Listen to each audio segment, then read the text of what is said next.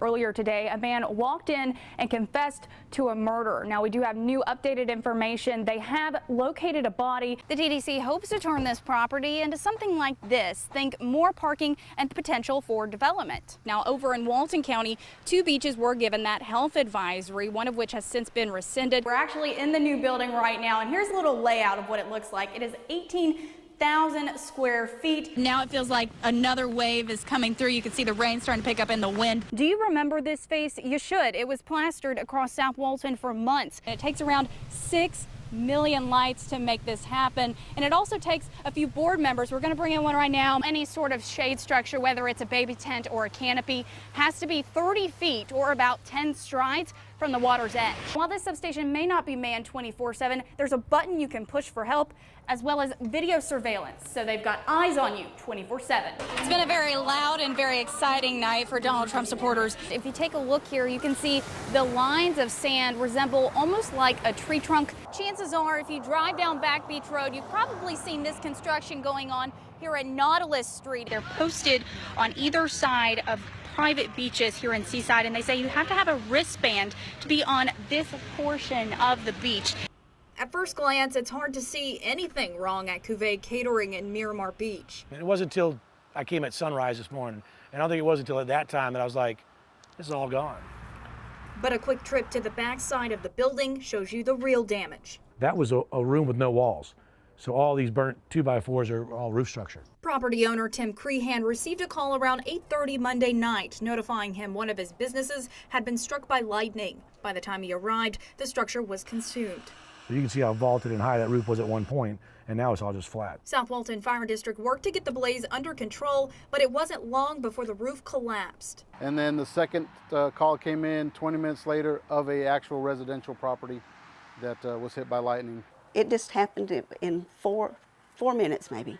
I mean, it was fast. It was fast. A few miles east off Flamingo Drive, Linda and Gary Waldrop's home also quickly caught fire. Looked out of the bedroom window. It was just a huge orange glow. Crews worked to contain the fire in the roof while also taking the time to preserve some valuable items in their home. Those guys were so good, they realized that it was old antique, and they brought it out. They carried the table out to the garage. Firefighters not only saved these items, but also a framed flag and plaque from Linda's father's time in service, making the tragedy a little less tragic for her. That was a blessing. Now both owners are working to figure out what's salvageable and what's next.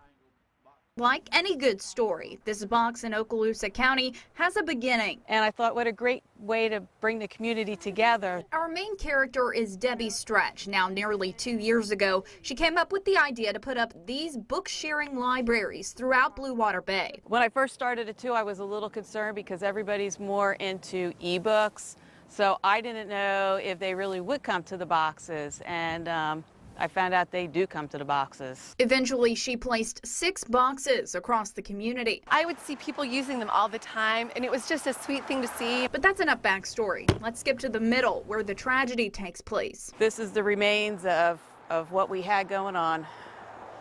Some pages of the books are left. Over the weekend, 3 of those community book boxes became the victims of arsonists. All burnt, you know, little pieces. And here's some pieces that I just found. Stretch says it's difficult to see her years of hard work go up in flames, especially when she considers the community. But I just didn't realize the impact on the children until now. But there's a silver lining to it all. The Blue Water Bay community is raising money to replace the libraries lost. And a local carpenter has pledged to build new boxes free of charge. Just because there's somebody that doesn't like them or whatever reason it is, I think it's really important to have everybody else who does like them enjoy them again. So we can't let this discourage us. Allowing the boxes to come back bigger and potentially better, giving this tale a true storybook ending. In Okaloosa County, Maggie Solomon, News 13. It's on June 4th, 2015, early around 6 a.m., that Jean Anthony Quinones Rivera says he murdered his 2-month-old son. So you don't want to lie anymore? No. That's the reason I'm here. Wednesday afternoon, Quinones Rivera walked through these doors at Parker Police Department and confessed. He was crying, and I put in his mouth socks, and then I wrap around with 2 blankets, and then I go to sleep. When I wake up, he was died. At that time, he was living here at Parkway Garden Apartments. He said he tried to perform CPR on the infant, and when he didn't wake up, he showed the body to the child's mother. And I say to her, forgive me for that. And she was scared too, and then I take the baby and put the baby in trash bag, and I drop him in Mexico Beach. Wednesday evening, Quinones Rivera led investigators to the infant's remains buried off a dirt road within the city limits. But the way his 2-month-old son died, with socks stuffed in his mouth, didn't happen once or twice even. And I take his socks from him, and I put his sock in his mouth, and then I put tape around in the head, like this.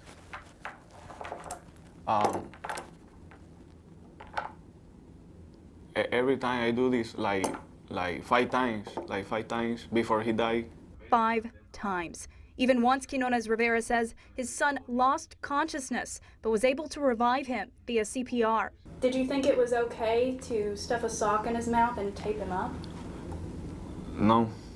As for how he was able to get away with it, he says they lied to family and friends about the child's death. We say the baby have heart problems. Quinones Rivera cites his faith as the reason he decided to come forward now. He says he hopes to avoid burning in hell if he takes responsibility for the crime. Smile. Quinones Rivera says his son's death has haunted him over the past year.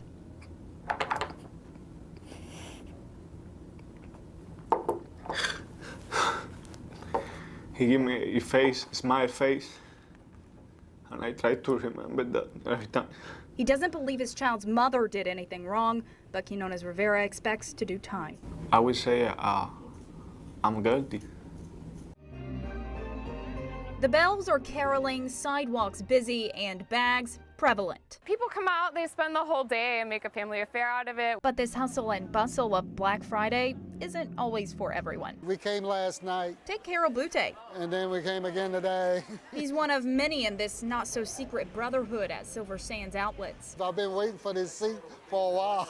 They go by a few names. Bag holders, bench warmers, you name it. Yeah, you know, I'm a guy, I find the closest seat, and I'm like, I'll be right here. Joseph Young's wife is somewhere in Vera Bradley. The store is 50% off right now. He's just outside holding down the fort and the toddler. Like I said, I'm not a big shopper or anything like that, so I don't like her and her family. It's a religion for them, you know, pretty much. Keeping the kids occupied seems to be a common theme, too. Well, my wife is shopping, so I have to find something to entertain kids with. Kirill Yakovlev has set up shop here. He's not really sure which store his wife is in. No idea, prefer not to know. I'll just pay the bills when they come in. Harold has learned this over time, he says. I've been trained well. As long as the girl's happy, I'm happy. This band of brothers bearing their Black Friday as best they can, keeping those benches warm. In Miramar Beach, Maggie Solomon, News 13.